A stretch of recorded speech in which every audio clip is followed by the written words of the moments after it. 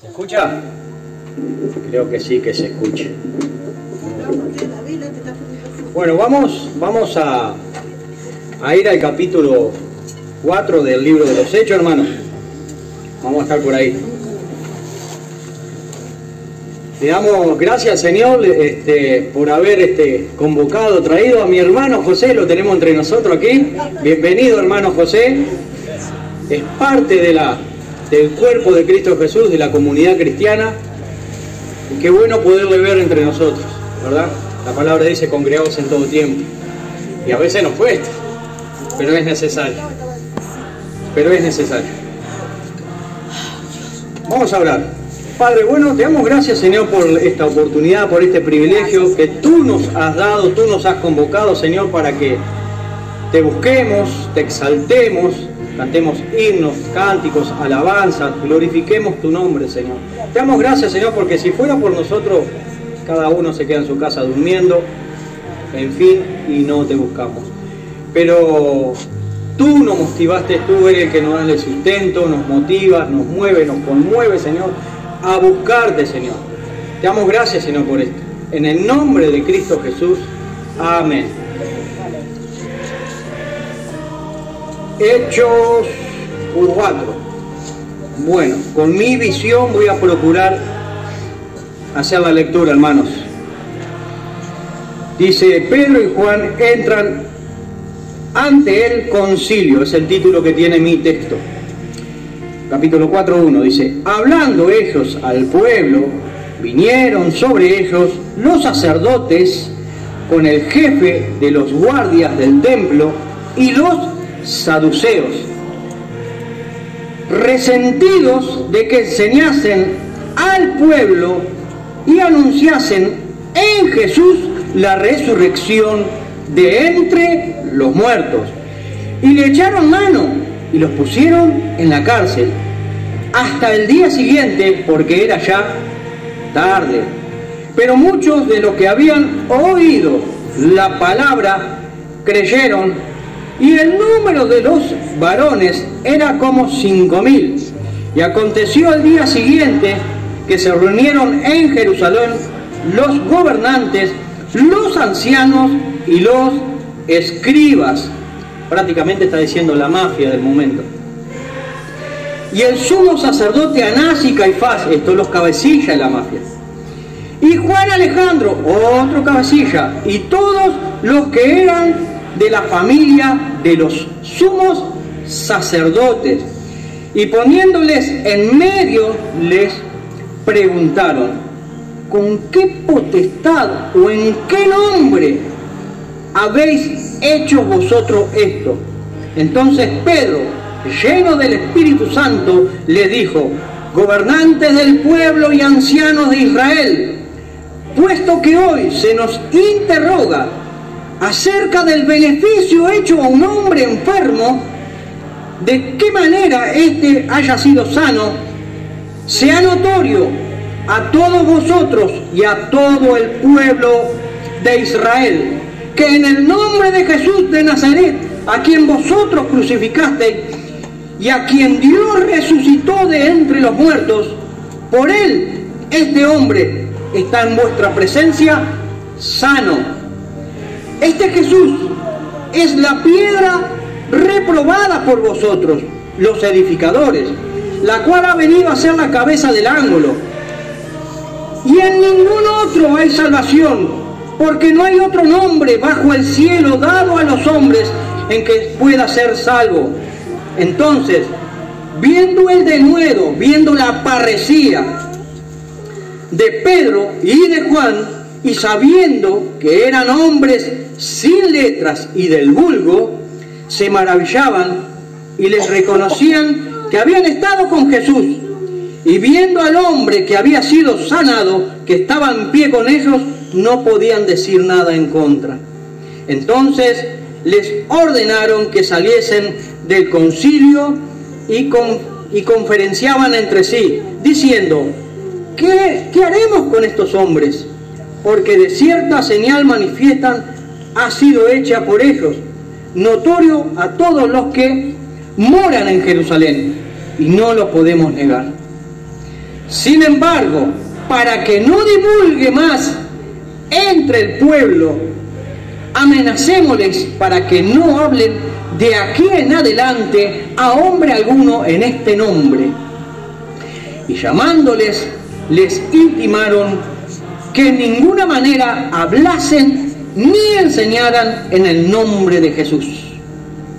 Mas Pedro y Juan respondieron diciéndoles: juzgad si es justo delante de Dios obedecer a vosotros antes que a Dios. Porque no podemos dejar de decir lo que hemos visto y oído. Ellos les amenazaron y les soltaron, no hallando ningún modo de castigarle por causa del pueblo, porque todos glorificaban a Dios por lo que se había hecho, ya que el hombre en quien se había hecho este milagro de sanidad tenía más de 40 años, o sea que era ya crónico, imposible de que haya una reversión de ese problema. Verso 23, y puesto en libertad, vinieron a los suyos y contaron lo que los principales sacerdotes y los ancianos le habían dicho. Y ellos, habiendo oído, alzaron unánime la voz a Dios y dijeron: soberano Señor, tú eres el Dios que hiciste el cielo y la tierra, el mar y todo lo que en ellos hay, que por boca de David tu siervo dijiste: ¿por qué se amotinan las gentes y los pueblos piensan cosas vanas? Y se reunieron los reyes de la tierra y los príncipes se juntaron en uno contra el Señor y contra el Cristo, porque verdaderamente se unieron en esta ciudad contra tu santo Hijo Jesús, a quien ungiste, Herodes y Poncio Pilato, con los gentiles y el pueblo de Israel, para hacer cuanto tu mano y tu consejo habían antes determinado que sucediera. Y ahora, Señor, mira sus amenazas y concede a tu siervo que con todo denuedo hablen tu palabra, mientras extiende tu mano para que se hagan sanidades y señales, prodigios, mediante el nombre de tu santo Hijo Jesús.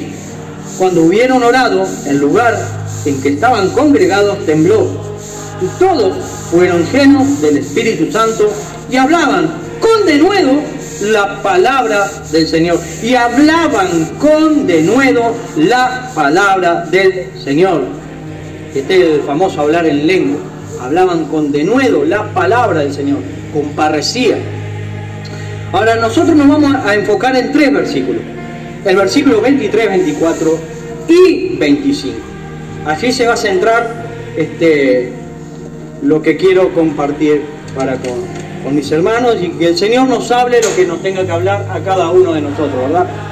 A mí, en primera instancia, y bueno, a quien le hable.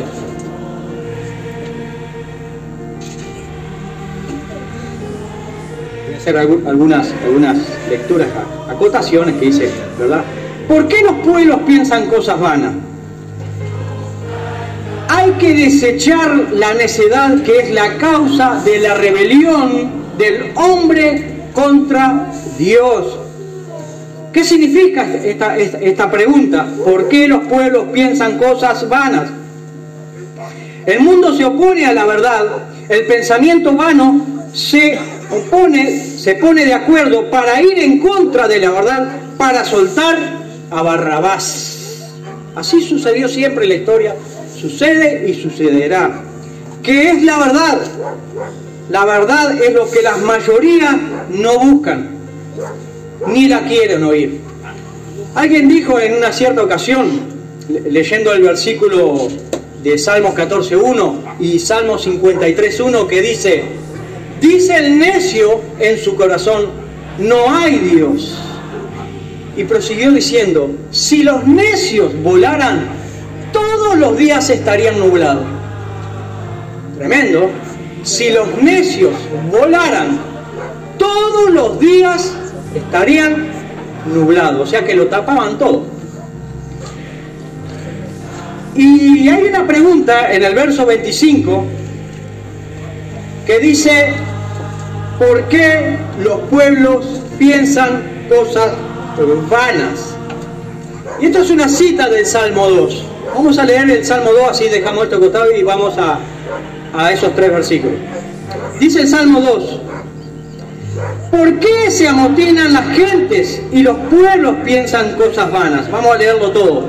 Se levantarán los reyes de la tierra y príncipes consultarán, unidos contra Jehová y contra su ungido, diciendo: rompamos sus ligaduras y echemos de nosotros sus cuerdas. El que mora en los cielos se reirá, el Señor se burlará de ellos, luego hablará a ellos en su furor y los turbará con su ira. Pero yo he puesto mi rey sobre Sión, mi santo monte.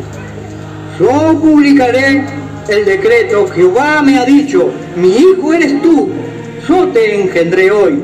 Pídeme y te daré por herencia las naciones, y como posesión tuya los confines de la tierra. Los quebrantarás con vara de hierro, como vasija de alfarero los desmenuzarás. Ahora pues, oh reyes, sed prudentes, amitid amonestación, jueces de la tierra. Servid a Jehová con temor y alegraos con temblor. Honrad al Hijo para que no se enoje y perezcáis en el camino, pues se inflama de pronto su ira.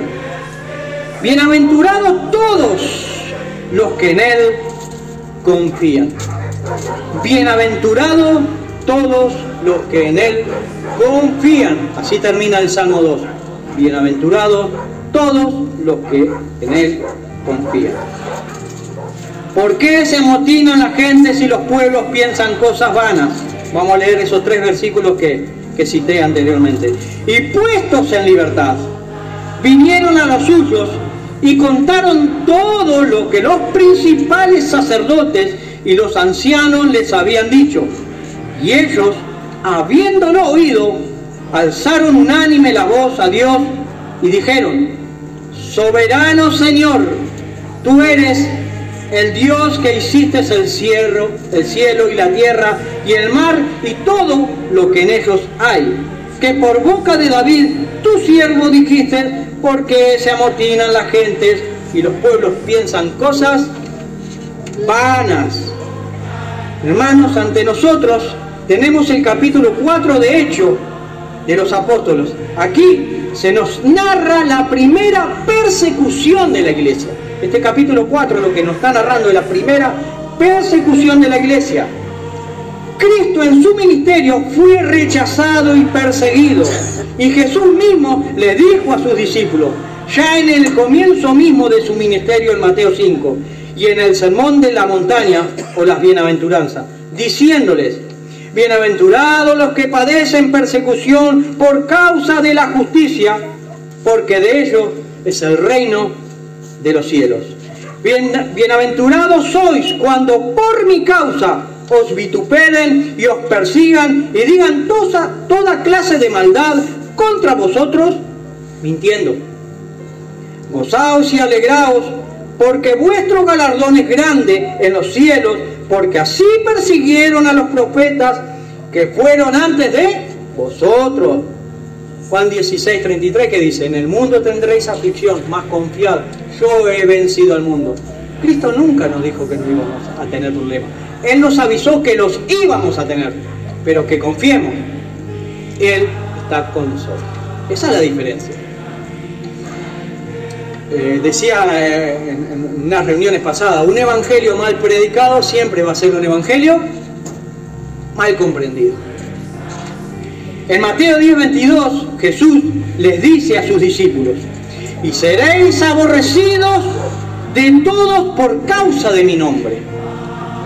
Jesús nos dice en Juan 15:18, si el mundo os aborrece, sabed que a mí me ha aborrecido antes que a vosotros.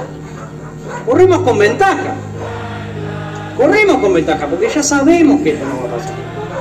Nos podría pasar, creo que sería bueno que en Uruguay sucediera, para que muchos se aviven. En 2 de Timoteo 3:12, Pablo dice, y también todos los que quieren vivir piadosamente en Cristo Jesús padecerán persecución. Estas son alentadoras noticias, hermanos. Seremos perseguidos. Motívese. Bienvenido al mundo real. Jesús nos avisó. La palabra nos avisa. Dios nos avisa. Y quien avisa no es ningún traidor. Así que desafío la quietud establecida y muévase a predicar las buenas noticias. A lo largo del libro de los Hechos de los Apóstoles, podemos ir observando cómo por causa de la persecución de la naciente iglesia, la misma iglesia va a ir extendiendo el Evangelio. Son las persecuciones, conflictos y dificultades lo que va a ir acompañando a la naciente iglesia en la tarea de la evangelización. ¿Acaso el mismo Jesús no dijo que él mismo iba a edificar a su iglesia? Confiad, yo estoy con vosotros. Lo dijo en Mateo 16:18, y fue así como el mismo Señor fue llevando a cabo tal edificación, añadiendo cada día a los que iban siendo salvos. No los que iban de ser salvos en el futuro, los que iban siendo salvos. Así dice el texto. El Señor va a ir edificando a su iglesia conforme a su propósito y no conforme a nuestros caprichos. Ahora, es el mismo Señor que nos dice lo siguiente: estas cosas os he hablado para que en mí tengáis paz. En el mundo tendréis aflicción, pero confiad, yo he vencido al mundo. Amén. Gloria a Dios. Juan 16:32. Eso de párese de sufrir, ese cartel no entra acá. Es una mentira ya de arranque. Isaías dijo al Señor: después oí la voz del Señor que decía: ¿a quién enviaré? ¿Y quién irá por nosotros? Entonces respondí yo: heme aquí, envíame a mí. Isaías 6:8. ¿La iglesia hoy está respondiendo al llamado de Dios? ¿La iglesia hoy está respondiendo al llamado de Dios? Ir y predicar a todas las naciones, ¿verdad? Mateo 24, la gran comisión. Gracias, Señor. Muchos le llamaron la gran omisión de la iglesia. Nos estamos ofreciendo al Señor voluntariamente, diciendo: heme aquí, envíame a mí. El rechazo a Jesucristo es el rechazo de todo aquel que ha dicho: heme aquí, y camina en la dirección que Cristo trazó en su palabra. En Juan 15:20 Jesús dijo: acordaos de la palabra que os he dicho, el siervo no es mayor que su Señor. Si su Señor padeció, nosotros vamos a tener también complicaciones. Confiad, yo he vencido al mundo. Si a mí me han perseguido, también a vosotros os perseguirán. Si han guardado mi palabra, también guardarán la vuestra. Si se lee todo el libro del Hechos de los Apóstoles, veremos la realidad de las persecuciones que sufrió la iglesia en aquel periodo apostólico. Leemos en Hechos 8:1 que dice: y hubo una gran persecución contra la iglesia que estaba en Jerusalén, y todos fueron esparcidos por la tierra de Judea y de Samaria. Cristo no dijo: es necesario pasar por Samaria. Leemos en Hechos 11:19: ahora bien, los que habían sido esparcidos por causa de la persecución que hubo con motivo de Esteban, pasaron hasta Fenicia, Chipre y Antioquía. Antioquía, el primer lugar que se le llama cristianos a los seguidores de Cristo. Y en Hechos 13:50 leemos: pero los judíos instigaron a mujeres piadosas y distinguidas y a los principales de la ciudad y levantaron persecución contra Pablo y Bernabé y los expulsaron de sus límites. ¡Fuera! Algo así, ¿no? Ellos entonces, sacudiendo contra ellos el polvo de sus pies, llegaron a Iconio. Si estamos escuchando, estamos leyendo lugares donde fueron parando y evangelizando. ¿Cómo el evangelio se fue extendiendo? Iconio es otro lugar donde Pablo fue. Y los discípulos estaban llenos de gozo y del Espíritu Santo. Gracias, Señor, porque nos están persiguiendo por predicar tu mensaje. Y muchos dicen: Señor, me persigue. ¿No dijo Elías: he quedado yo solo? Y el Señor le dijo: hay 7.000 que dejé preparados para acompañarte en esta tarea. No creas que eres el único. Algunos dicen: ¿qué te crees, la última Coca-Cola del desierto? No, Señor, no. El Señor tiene todos los planes trazados y Él lo ejecuta. Nosotros tenemos que obedecer. Ahora, hermanos, la primera persecución aquí en Hechos 4 es promovida por los fanáticos de la mentira. O sea, es promovida por los sacerdotes, y entre estos fanáticos estaba el cabecilla de la guardia del templo, o sea, el jefe. Después del sumo sacerdote venía el jefe de la guardia del templo. Una mafia era. Este jefe de la guardia tenía influencia en el templo y en el Sanedrín, o sea, sobre el cuerpo gobernante. Esto suena como TJ, ¿no? Sobre el cuerpo gobernante. Generalmente los jefes de la guardia del templo estaban relacionados y vinculados a los saduceos. Presten atención acá a esto de los saduceos, que capaz que podemos conseguir algo, un dato ahí. A estos saduceos se los consideró por bastante tiempo como si fuesen descendientes del sumo sacerdote Sadoc. Sadoc se cita en Ezequiel 40:46, en Ezequiel 44:15, 16 y en Ezequiel 48:11. Pero después se ha cuestionado esto, ya que el término, la palabra saduceo, proviene de síndico, que tiene que ver con autoridades fiscales. Estos saduceos eran los que controlaban los impuestos, autoridades fiscales. Y estos saduceos eran los que controlaban los impuestos. Los saduceos, los que controlaban los impuestos, también eran los que controlaban el templo, al sumo sacerdote. Y como si no les alcanzara esto, tenían una enorme influencia en la sociedad y tremendo poder político. Saduceo. O sea, lo que se dice popularmente, que tenían el sartén por el mango. Amor al dinero es la raíz de todos los males. Un dato que no es menor: los saduceos solo aceptaban como libros inspirados los libros de Moisés, o sea, el Pentateuco. Parecido a los samaritanos, que solo tenían los 5 libros.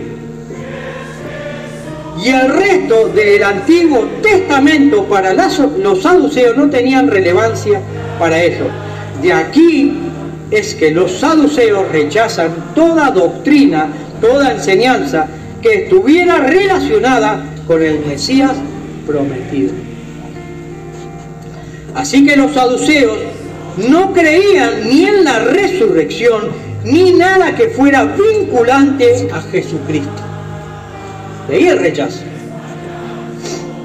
¿Qué les parece este escenario para evangelizar? ¿Qué les parece este escenario para evangelizar? No es muy diferente. ¿Qué les parece esta situación para anunciar a Jesús? No es muy diferente. Algunos podrán decir, yo lo habría hecho. Entonces le respondo, hoy tenemos la misma situación, anuncie hoy a Cristo. Ayer y hoy tuvimos y hay tremenda rebeldía en contra de Jesús y en contra de sus enseñanzas. ¿Por qué la gente se amotinan y los pueblos piensan cosas vanas? Aquellos gobernantes de Israel rechazaron y crucificaron a Jesús. Y ahora en la evangelización de los discípulos, de los apóstoles, aún aquellos seguían en oposición al mensaje de Él resucitado. Y fue la proclamación del mensaje del resucitado lo que trajo la persecución a la naciente iglesia. Ahora, avanzando en la lectura del capítulo 4 de Hechos, llegamos a los versículos 23, 24 y 25 que dicen lo siguiente: y puestos en libertad, vinieron a los suyos y contaron todo lo que los principales sacerdotes y los ancianos les habían dicho. Y ellos, habiendo oído, alzaron unánimes la voz a Dios y dijeron: soberano Señor, tú eres el Dios que hiciste el cielo y la tierra, el mar y todo lo que en ellos hay, que por boca de David tu siervo dijiste: ¿por qué se amotinan la gente si los pueblos piensan cosas vanas? El verso 23. Y puestos en libertad, vinieron a los suyos y contaron todo lo que los principales sacerdotes y los ancianos les habían dicho. Ahora, ¿por qué vinieron los suyos? ¿Por qué vinieron a los suyos y contaron todo lo que los principales sacerdotes y ancianos le habían dicho? Porque el cuerpo de Cristo es la iglesia y cada uno de los cristianos componen el cuerpo de Cristo, que es la iglesia. Ahora, es en la comunión con los hermanos en donde los miembros de una iglesia local se deben de sentir confortados. Vinieron y contaron a sus hermanos. Ahora, estos cristianos no se fueron a esconder, mas volvieron puestos en libertad a los suyos, o sea, con sus hermanos. Estos cristianos no se escondieron, podríamos decir, se expusieron. Ahora, con el informe que aquellos cristianos contaron a sus hermanos, ¿de qué los informó realmente? ¿Cuál es el informe que le trajeron? Pues conocieron el tiempo que se aproximaba para la iglesia.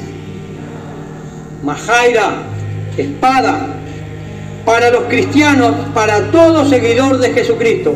El versículo nos dice que Pedro y Juan vinieron a los suyos, o sea, con sus hermanos, o sea, la iglesia local, esto es, y se llama comunión con los hermanos. Ahora en Hebreos 10:25 vemos una ordenanza para el Hijo de Dios que dice: no dejando de congregarnos, como algunos tienen por costumbre, sino exhortaos los unos a los otros, y tanto más cuando veis que aquel día se acerca. Este versículo de Hebreos no se refiere a aquellas ausencias que uno pueda tener en la iglesia por razones varias, como por ejemplo un quebranto de salud, en la cual nos podemos ver afectados en el traslado a la congregación. No se está refiriendo a eso. Hebreos 10:25 exhorta a aquel que tiene por costumbre el no congregarse, para tener comunión con sus hermanos. Cristo está en mis hermanos, Cristo está en mí, Cristo está en ti, y Cristo es la comunión de los hermanos. No faltemos a la cita por niñerías. No faltemos a las citas por chiquilineadas. Es tiempo de madurar.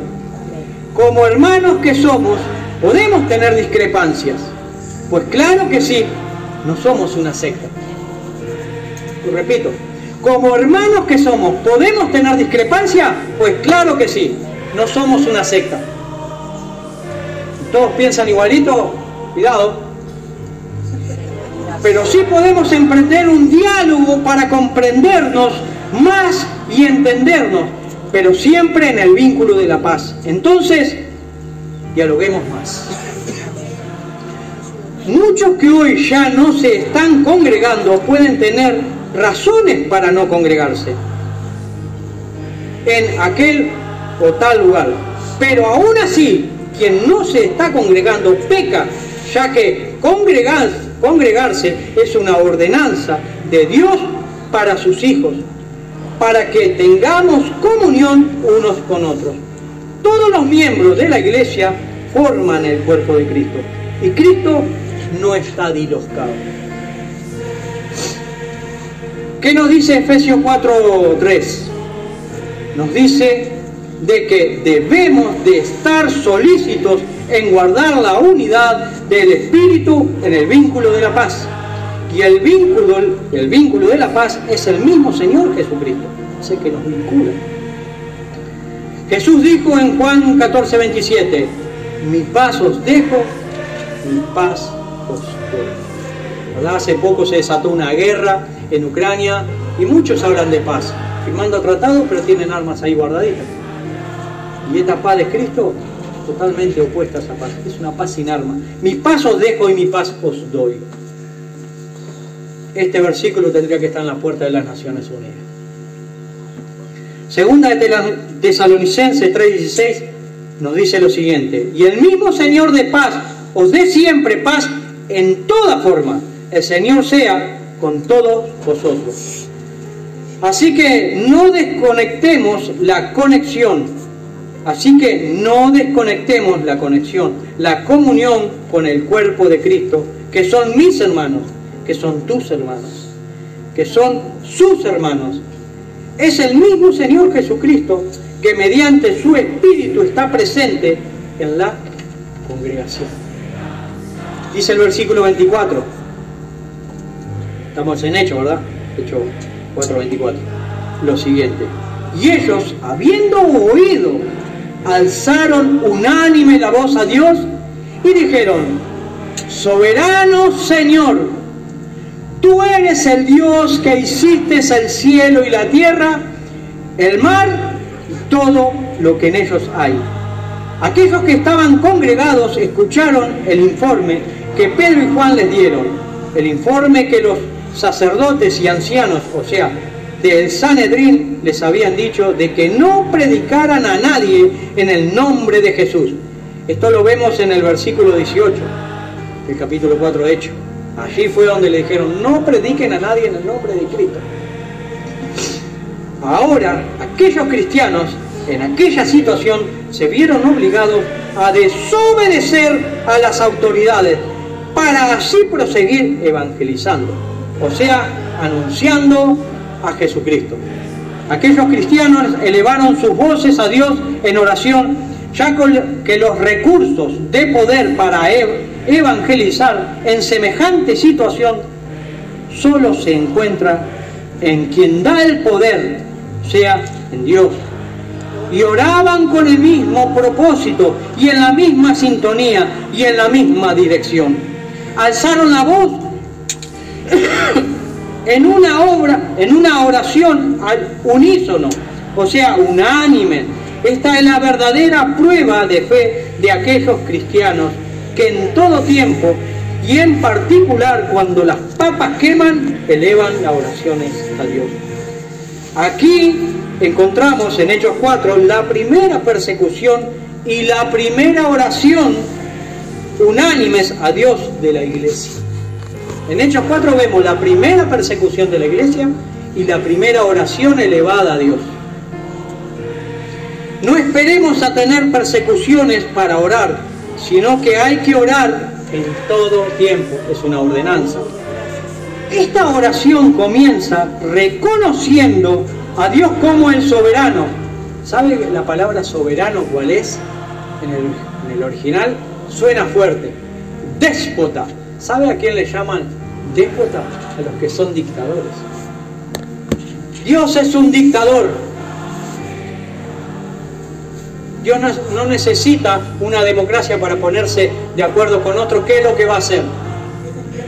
Dios es dictador, sí, pero con misericordia, amor, paciencia, benignidad. Dios es un dictador, sí, porque es el soberano. No necesita de nadie. Él dicta, Él se hace. Al decir soberano, le están reconociendo como Señor de todo. Es el Dios soberano del cielo y de la tierra. Dios ejerce su soberanía en todo. Déspota, es dueño de todo. Este dictador que es Dios es dueño de todo. ¿Quién le podrá hacer frente? ¿Quién le podrá decir, no hagas esto o aquello? O viceversa, ¿quién le podrá decir, haz esto? Dios no atiende capricho del ser humano. Y tampoco nadie puede doblar el brazo de Dios para que cambie de opinión. Lo único que nos queda es orar. Y en su soberanía, Él puede actuar, sí, no o esperar. Dice Isaías 46:10 lo siguiente: anunció lo por venir desde el principio y desde la antigüedad lo que aún no era hecho. ¿Qué digo? Mi consejo permanecerá y hará todo lo que quiero. Déspota, dictador, es Dios. ¿Sí? ¿Comprende? No un dictador humano que se llena su bolsillo de guita oprimiendo al pueblo. Es dictador porque es Dios y punto, y creó todo. Por eso es dictador. Daniel 4:35 dice: todos los habitantes de la tierra son considerados como nada, y Él hace según su voluntad en el ejército del cielo y en los habitantes de la tierra, y no hay quien detenga su mano y le diga, ¿qué haces? Eso es soberbia del ser humano. Si alguien le atreve a decir eso a Dios, es soberbia del ser humano, arrogancia. Veamos Efesios 1:11 que nos dice: en Él asimismo tuvimos herencia, habiendo sido predestinados conforme al propósito del que hace todas las cosas según el designio de su voluntad. Déspota, dictador, ese es mi Dios. Espero que sea su Dios también. Dios no funciona conforme a capricho. No, yo creo a Dios a mi manera. Pero cuando leíste algo en la palabra de Dios que no te gusta, desechás el texto bíblico y te creas una fábula en tu mente, y en ese Dios crees. El Dios de la imaginación, que se desvanece en el primer problema que tengas a la media hora o al otro día. Dios en su soberana voluntad permite que la proclamación del Evangelio, que la evangelización se lleve a cabo en medio de pruebas. En este caso, persecución. En este caso, de hecho, persecución. O de repente hay cosas más modernas, si estás en una plaza predicando, vienen algunos policías, te persuaden, y esto, aquello, lo otro, que no puede estar acá. Pueden estar desnudos igual, con trapitos de colores por todos lados, haciendo ruido, rompiendo. No pasa nada, pero ponte a predicar en una plaza y quizás no te venga la policía. Los mismos vecinos que tienen hijos te corren y le estás enseñando valores. Así va el mundo. La iglesia, los creyentes debemos de entender, comprender de que Dios es el soberano de todo. Dios es el soberano de todo. Dios es el déspota. Toda oración tiene que comenzar glorificando a Dios, reconociendo a Dios como el Señor del cielo y de la tierra, como lo hicieron aquellos primeros cristianos en la primera oración de la iglesia, en la primera persecución. Orar conforme a la voluntad de Dios es que le reconozcamos como el soberano, como el déspota. Dios debemos de orar a Dios no conforme a nuestros caprichos, sino conforme a su voluntad, a la voluntad de Dios en todo tiempo, en todo momento y en toda ocasión. Jesús mismo oró al Padre de esa manera diciendo: pero que no se haga mi voluntad, sino la tuya. Dios no atiende capricho, es conforme a la voluntad de Dios, no a lo que yo deseo. Yo oro: Señor, tengo este problema, y si en su soberana voluntad Él decide quitármelo o dejármelo, es soberano, ¿qué voy a hacerlo? Más que orar y permanecer en Él. Y orar en todo el tiempo. Por ejemplo, en mi caso, a mí me falta una vista. Si en su voluntad está devolvérmela, Él es soberano. Si en su voluntad está permitirme que siga viendo una vista o quitarme la otra vista, es soberano. ¿Qué voy a hacer yo? Gracias, Dios, aún estoy vivo y en ti confío. Gracias, Señor. Pero no se haga mi voluntad, sino la tuya. Ahora, si nosotros reconocemos a Dios como el soberano, nos constituye a nosotros como dulos, como esclavos suyos, dispuestos a aceptar lo que el soberano en su soberanía determine para cada uno de nosotros.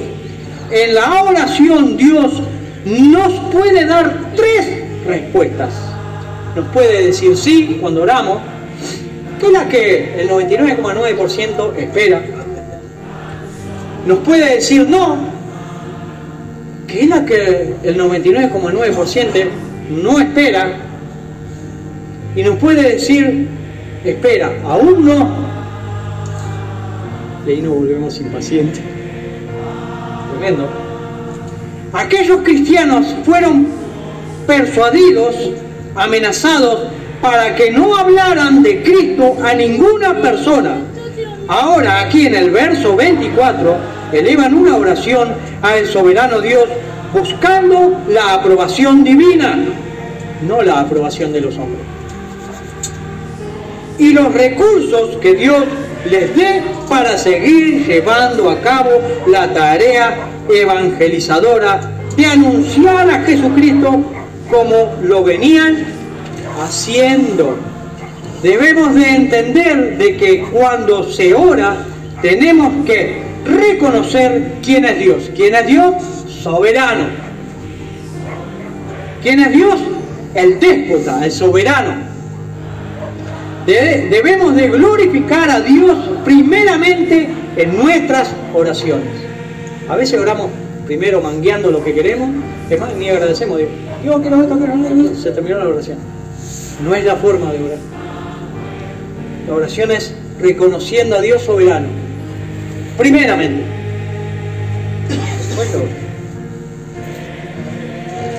Debemos de glorificar a Dios primeramente en nuestras oraciones y no solo orar para manguear. Glorifiquemos a Dios siempre, ya que solo Dios es el déspota. Oremos a Dios y es en su soberanía que Dios nos va a responder. Orar es dialogar con Dios. Aquellos primeros cristianos conocían a Dios y es en la confianza en Dios que ellos tenían que elevan aquella oración a Él en aquel momento de dificultad y persecución. ¿Tenemos fe en Dios? ¿Tenemos fe en Dios?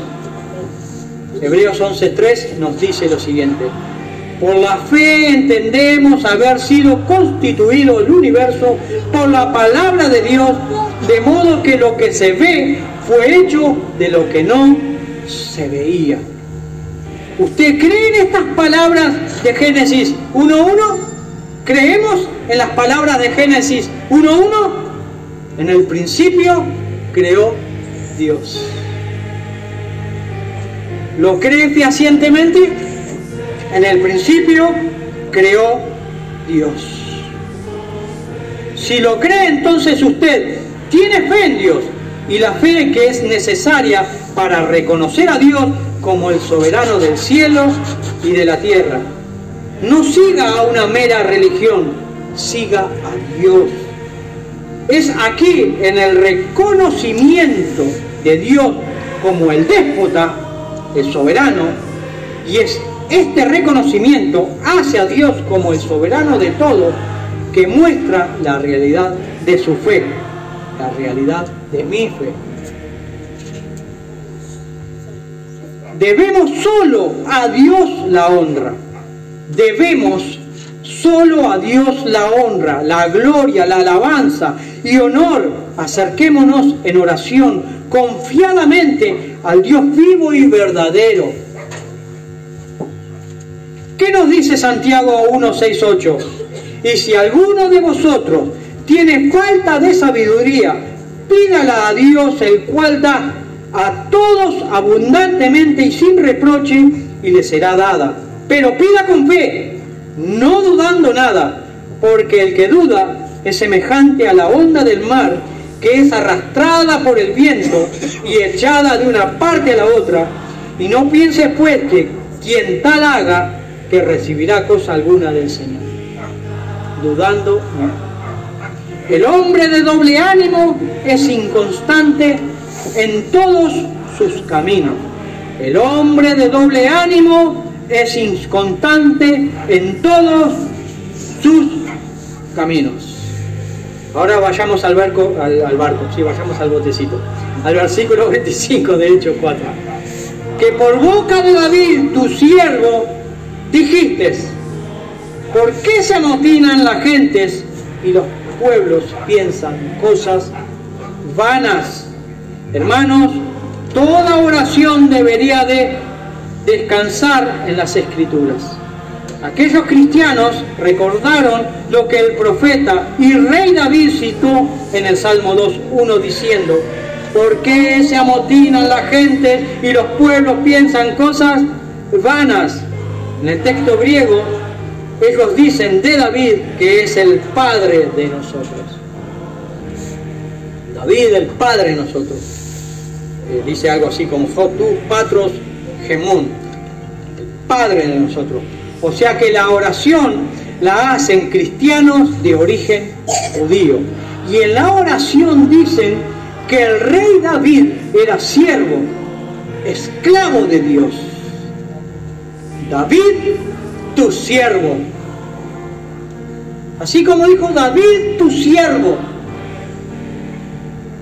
Este rey David ha sido el más grande rey de los judíos. Mas aquí en la oración ellos dicen que David era y fue esclavo de Dios. También vemos en este verso de que la escritura jamás fue producto de la mente del hombre, sino que por la soberanía de Dios y su plena voluntad, que por boca de David, tu siervo, dijiste, ¿quién dijo? Dios, por intermedio de David. ¿Quién dijo? Dios. Pues Dios fue el que dijo, por intermedio de David. Ahora, ¿qué nos dice 2 de Pedro 1:21?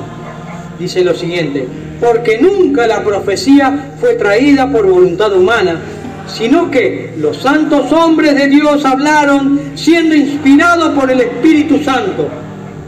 Aquellos cristianos estaban respirando amenazas y persecución, y es en este motivo, y es en el motivo por el cual unánimes fueron en oración a Dios.